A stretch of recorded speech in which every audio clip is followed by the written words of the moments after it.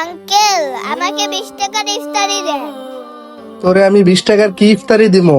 কয়টা বোট আর বুরিন্দা দিলেই তো 20 টাকা হয়ে যাবে। আচ্ছা ঠিক আছে আঙ্কেল, 20 টাকার যা ইফতারি হয় তাই দেন। আচ্ছা ঠিক আছে, তুই একটু দাঁড়া, আমি তোর জন্য ইফতারি নিয়ে আসতেছি।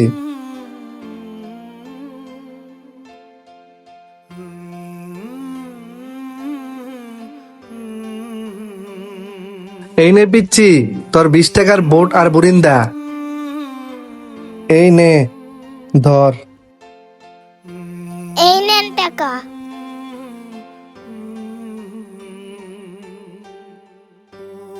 এখনই মনে হয় আজান দিয়ে দিবে, এখানে বসে ইফতারটা করে নেই।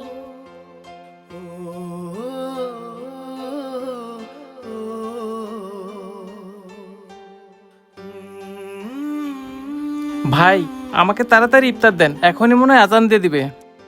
আচ্ছা ঠিক আছে ভাই, আপনি একটু দাঁড়ান, আমি আপনাকে ইফতার দিতেছি।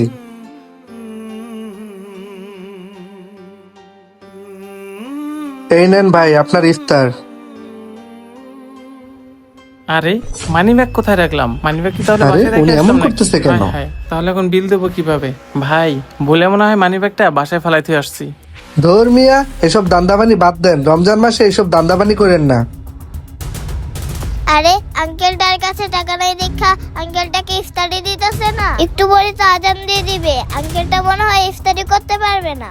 ভাই, ইফতারের আর মাত্র 5 মিনিট আছে, আপনি আমাকে ইফতারটা দিয়ে দেন, আমি ইফতারের পর এসে আপনাকে টাকাটা দিয়ে দিব।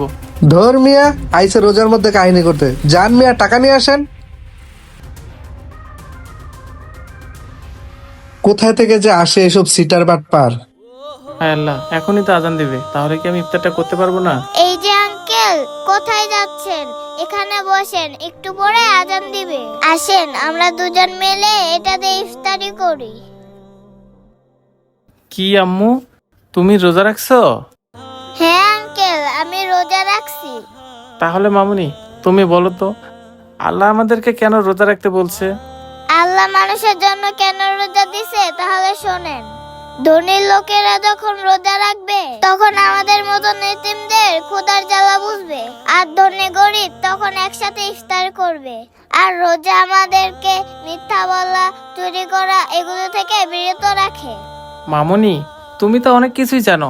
আচ্ছা মামুনি, তুমি কি এখানে একাই থাকো?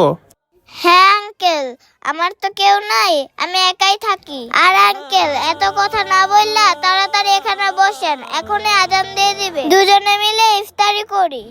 আচ্ছা ঠিক আছে মামুনি।